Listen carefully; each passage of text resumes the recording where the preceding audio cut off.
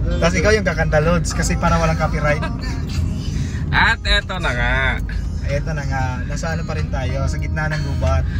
Ang plano kasi na to, originally, ay pinlinano Nino. Nino? Ikaw yung magsabi. Puyaters plan daw to eh. So, ngayon, ano nangyari? napuyat sila, kami na lang natuloy.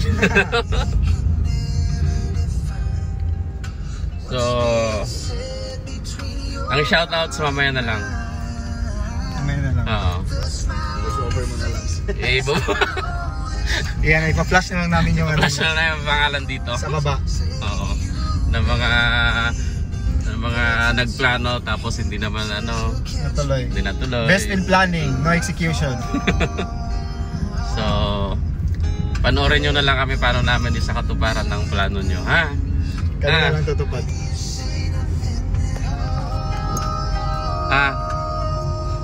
Lechon?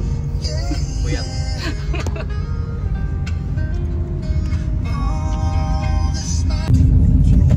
Ilang hours pa? Mga 30 minutes na lang. 30 minutes na. We will arrive at our destination. So we will pass by doon sa one of the most visited also na resort dito sa Cebu, yung Walboal. Yun yung may maraming mga dive spot. sardines. Oh, may dive spot kasi doon. May mga sardines. Yun yun. Bukas baka if you care enough for living. Kumusta ka naman dyan? Kumusta yung pagtutour? Kumusta ang buhay pasahero? Sarap. Kailangan na rin namin makarating dun sa pupuntahan namin dahil medyo meron akong nararamdamang kakaiba. Kakaiba sa aking katawan. Nakailangan Pagkatapos kumain ng lechon. Nakailang lechon ka? 1 kilo ba yun? Ay, dito tayo bumili doon. Half lang. Dali. Ito na kagkandong no? Kamotes. Kaya area kaya sa kanan ko at pareha sa puro. Oo nga, magsig kaguba ka ito ilang kilig kay taod kay muhapak man tubig ba? Kaya sa dalan.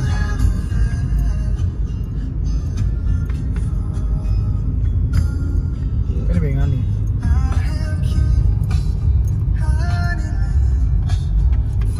Matabang din yung Mangrove. Sa dalawa, nagumba mo na ako ay mangroves. Sabi na mabot sa dagat. Yan yun sa kabila. Negros na yan. Yung bundok na yan. Pero malayo pa rin yun. Mga 2 hours lang yung travel mo doon.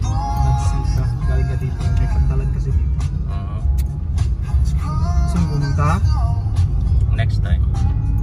Papasakayin ka namin. Punta ka kaya kay Tungkik. Nandun siya sa Bacolod. Okay? Tungkik. Kasi Tongkik Richards.